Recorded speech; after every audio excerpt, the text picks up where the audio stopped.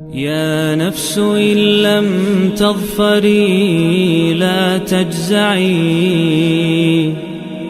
اعوذ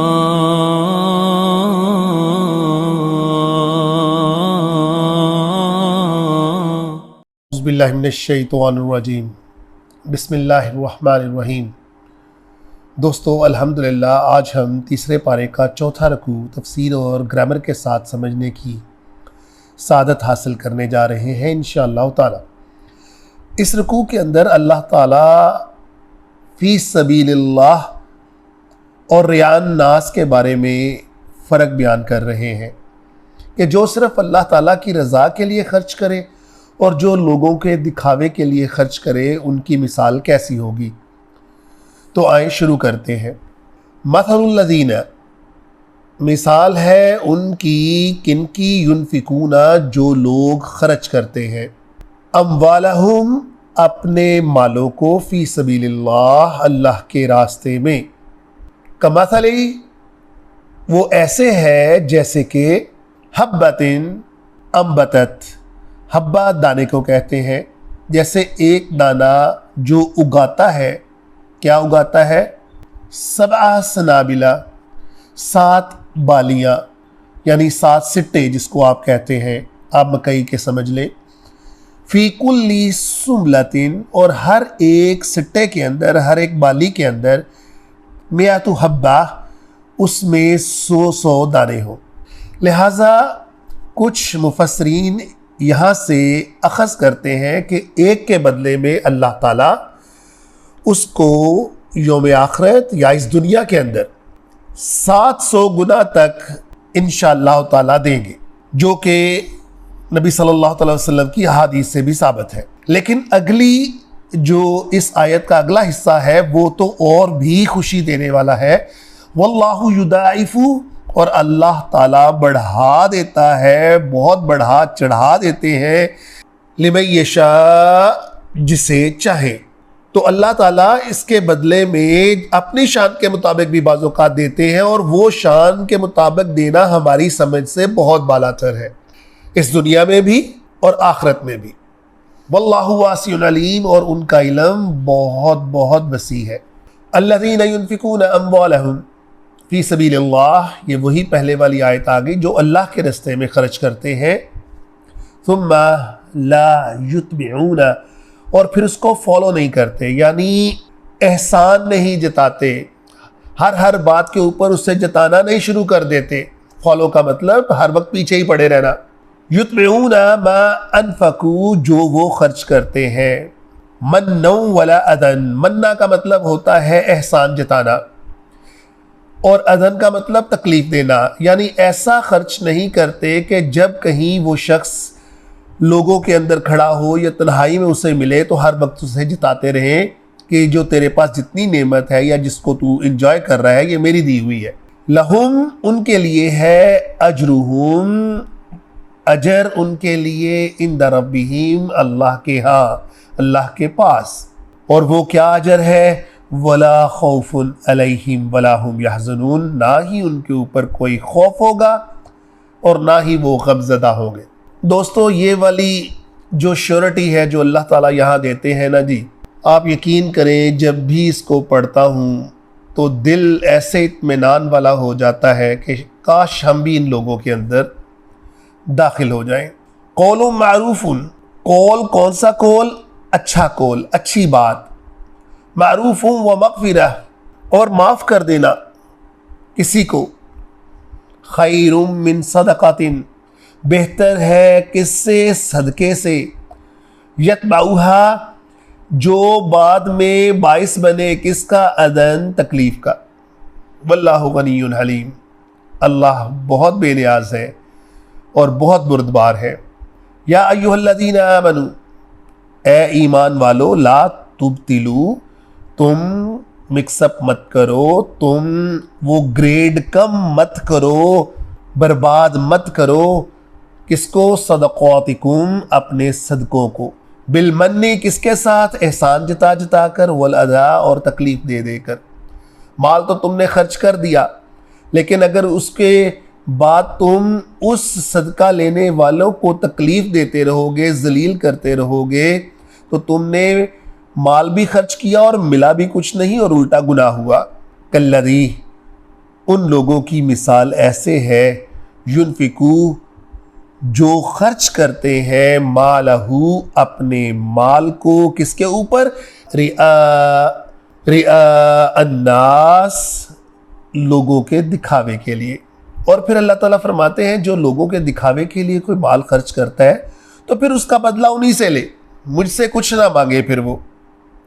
وَلَا يُؤْمِنُوا، اور وہ لوگ کیسے ہیں جن کو ایمان نہیں، کس کے اوپر؟ باللہ، اللہ کے اوپر، والیوم الآخر، اور آخرت کے اوپر۔ وہ چاہتے ہیں اس دنیا کے اندر ہی اس کو وہ جو شہرت اور جو دکھاوا اس نے کیا اس کا بدلہ مل جائے۔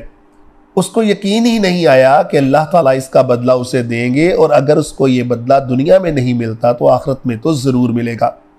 فَمَثَلُهُ، ان کی مثال ایسے ہے، کَمَثَلِ صَفْوَانٍ، جیسے کہ پلین راک ہو، پلین پتھر ہو، ہموار پتھر، علیہ تراب، اور اس کے اوپر جب مٹی جم جائے، تراب مٹی کو کہتے ہیں، فَأَصَابَهُ، اور پھر پڑے اس کے اوپر، وابل تیز بارش کو کہتے ہیں، اور اگر اس پتھر کے اوپر ہلکی سی مٹی جم بھی جائے اور بارش پڑ جائے، فَتَرَكَهُ، تو پیچھے کیا بچے گا اس کے اوپر؟ صلدا، وہی اس کی صاف اور سخت سطح، یعنی کچھ بھی نہیں رہے گا۔ اس نے دکھاوے کے لیے جو تھوڑا بہت جو اپنی طرف سے کوشش کی، اس کی اپنی ہی نادانی کی وجہ سے وہ ضائع ہو گیا اور اس کا اصلی چہرہ سامنے آ گیا۔ لا يقدرون علی شیء، تو نہیں ہے مقدر میں ان لوگوں کے لیے، علی شیء، کوئی بھی چیز، مما کسبوا، جو وہ کرتے ہیں، کسبوا کا مطلب کرتے ہیں وہ۔ واللہ لا یہدی القوم الکافرین، اور اللہ تعالیٰ کافروں کو سیدھی راہ نہیں دکھاتا ہے۔ اب دوسری مثال اللہ تعالیٰ پھر فرما رہے ہیں یہاں پر ایک باغ کی صورت کے اندر، لوگوں کو سمجھانے کے لیے کہ تم اگر میرے رستے کے اندر خرچ کرتے ہو تو پریشان مت ہو، مجھے تو تمہارے دلوں کے رازوں کا پتہ ہے، جو تمہاری نیت ہے میرے لیے وہ میں سب جانتا ہوں، تم پریشان مت ہو، تم بس اپنی نیت کو ٹھیک رکھو، تم یہ بھی دھیان مت کرو کہ اس کا بدلہ تمہیں ملے گا کہ نہیں ملے گا، یہ کام میرا ہے، اللہ تعالیٰ فرماتے ہیں۔ اب دیکھیے گا، وَمَثَلُ الَّذِينَ يُنْفِقُونَ، اور ان لوگوں کی مثال جو خرچ کرتے ہیں، أَمْوَالَهُمْ، اپنے مالوں کو، کس کے لیے؟ ابتغاء کے لیے، ابتغاء کہتے ہیں طلب، ڈیمانڈ، جو چاہتے ہیں، کیا چاہتے ہیں؟ مرضات اللہ، اللہ کی رضا، وتثبیتاً، اور اس یقین کے ساتھ، کس یقین کے ساتھ؟ وتثبیتاً من انفسہم، کہ ان کو یقین ملے ان کے دل کا، ان کی جان کا، اس کو خرچ کرنے کی خوشی کی صورت میں۔ تو ان کو کیا ملے گا؟ کمثل جنہ، ان کو ایک باغ، ایسا باغ ملے گا، بربواتن، جو کہ بلند مقام پر ہوگا، اصابہ، اگر پڑے اس کے اوپر، کیا پڑے؟ وابل، تیز بارش، فآتت، تو وہ لائے، اکلہا، فصل، کتنی؟ ضعفین، دگنی، فإن لم یصبھا، اور اگر نہ بھی پڑے، لم کا مطلب نیگیٹو، ناٹ، نہ بھی پڑے اس پر، وابل، تیز بارش، فطل، پھوہاری کافی ہے۔ اللہ تعالیٰ فرما رہے ہیں ہلکی سی پھوہاری اس کے لیے کافی ہے، شبنم ہی کافی ہے اس کے لیے، اسی میں ہی وہ گرو کر جائے گا۔ مراد چاہے کم ہو یا زیادہ ہو، اللہ تعالیٰ نے پیچھے فرما دیا کہ اگر تم بہت بڑا صدقہ نہیں کر سکتے تو خیر کا کلمہ ہی بول دو اور نقصان مت پہنچاؤ۔ واللہ بما تعملون بصیر، اور اللہ تعالیٰ بہت بہت باخبر ہے اور دیکھ رہے ہیں تمہارے کاموں کو۔ ایودو، الف کے ساتھ کویسچن بنا، ود کا مطلب چاہنا ہوتا ہے، کیا تم میں سے چاہتا ہے، احدکم، کوئی بھی، ان تکونا، کہ ہو، لہو، اس کے لیے، جنہ، باغ، جنتم من نخیل، کہاں پر ہو، کس صورت میں ہو؟